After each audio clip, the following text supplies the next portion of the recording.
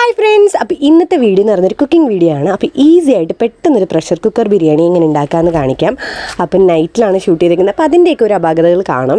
അപ്പോൾ അതിന് തന്നെ നമുക്കൊരു കുക്കർ എടുക്കുക, അതിലേക്ക് നമുക്ക് കുറച്ച് ഓയിൽ ആഡ് ചെയ്ത് കൊടുക്കാം. ഓയിലൊന്ന് ചൂടാകുമ്പോഴത്തേക്കും നമുക്കിതിലേക്ക് ഒരു 3 സവാള ചെറുതായിട്ട് അരിഞ്ഞത് നമുക്കിതിലേക്ക് ആഡ് ചെയ്ത് കൊടുക്കാം.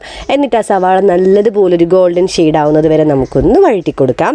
അപ്പോൾ നൈറ്റിലൊക്കെ പെട്ടെന്ന് റെഡിയാക്കാൻ പറ്റുന്നൊരു ഈസി ആയിട്ടുള്ളൊരു പ്രഷർ കുക്കർ ബിരിയാണിയാണ്. അപ്പോൾ ഇതിലേക്ക് നമുക്ക് സ്പൈസസ് കൂടെ ആഡ് ചെയ്ത് കൊടുക്കാം. നിങ്ങളുടെ കയ്യിലുള്ള സ്പൈസസ് ഒക്കെ ആഡ് ചെയ്ത് കൊടുക്കുക. ഏലക്ക, ഗ്രാമ്പു, പട്ടയൊക്കെ ആഡ് ചെയ്ത് കൊടുക്കാം. അത് ഒരുവിധം ഒന്ന് വഴണ്ട് വരുമ്പോഴത്തേക്കും അതിലേക്ക് കുരുമുളക് പൊടി, മഞ്ഞൾപ്പൊടി, അതേപോലെ തന്നെ ഗരം മസാലയും കൂടെ ഇട്ട് കൊടുത്തിട്ട് നമുക്ക് നന്നായിട്ടൊന്നത് വറുത്ത്, അതായത് അതിൻ്റെ ആ ഒരു പച്ച മണമൊക്കെ ഒന്ന് മാറി വരുന്നത് വരെ നമുക്കൊന്ന് വഴറ്റി കൊടുക്കാം. ഇനി ഞാൻ ഇതിലേക്ക് ആഡ് ചെയ്ത് കൊടുക്കുന്നത് നമ്മുടെ മുളക് പൊടിയാണ്. ഒരു ലേശം മുളക് പൊടി, ഇത് നല്ല എരിവുള്ള മുളക് പൊടിയാണ്. അപ്പോൾ ലേശമേ ആഡ് ചെയ്ത് കൊടുക്കുന്നുള്ളൂ, കുട്ടികൾക്കൊക്കെ കൊടുക്കാനുള്ളത് കൊണ്ട് ലേശം മുളക് പൊടി ആഡ് ചെയ്ത് കൊടുക്കുന്നുണ്ട്. നിങ്ങൾക്ക് എരിവ് കൂടുതൽ വേണമെന്നുണ്ടെങ്കിൽ കുറച്ചുകൂടെ മുളക് പൊടി ആഡ് ചെയ്ത് കൊടുക്കാം. എന്നിട്ട് ഇത് നമുക്ക് നന്നായിട്ടൊന്ന് നമുക്ക് വഴറ്റിയെടുക്കാം. അതിൻ്റെ പച്ച ചൊവയൊക്കെ ഒന്ന് മാറുന്നത് വരെ വഴറ്റിയെടുക്കാം. ഇനി ഇതിലേക്ക് ഒരു തക്കാളി ചെറുതായിട്ട് അരിഞ്ഞത് നമുക്കിതിലേക്ക് ആഡ് ചെയ്ത് കൊടുക്കുക. ആ ഒരു തക്കാളിയൊക്കെ ഒന്ന് വഴണ്ട് മൂത്തൊക്കെ വരുമ്പോഴത്തേക്കും ഇതിലേക്ക് നമുക്ക് ചിക്കൻ ആഡ് ചെയ്ത് കൊടുക്കാം. ചിക്കൻ ആഡ് ചെയ്ത് കൊടുത്ത് നന്നായിട്ടൊന്ന് ആ ഒരു മസാല ആ ചിക്കനിലേക്കൊന്ന് വരത്തക്ക രീതിയിൽ നല്ല രീതിയിലൊന്ന് വഴറ്റിയെടുക്കാം.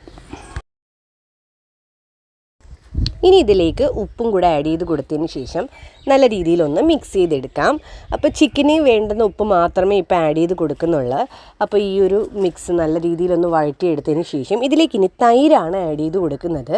ഞാനൊരു 2 ടേബിൾ സ്പൂണോളം തൈര് ആഡ് ചെയ്ത് കൊടുക്കുന്നുണ്ട്. പിന്നെ ഇതിലേക്ക് കൊത്തി അരിഞ്ഞ് വെച്ചിരിക്കുന്ന മല്ലിയില കൂടി ഇതിലേക്ക് ആഡ് ചെയ്ത് കൊടുക്കാം. എന്നിട്ട് നല്ല രീതിയിലൊന്ന് വഴറ്റിയെടുക്കാം.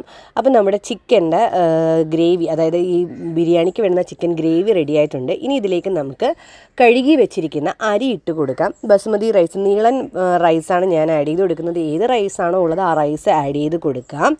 അപ്പം നമുക്ക് ഒരു 4 പേർക്ക് കഴിക്കേണ്ട രീതിയിലുള്ള റൈസാണ് ഞാൻ ആഡ് ചെയ്ത് കൊടുക്കുന്നത്.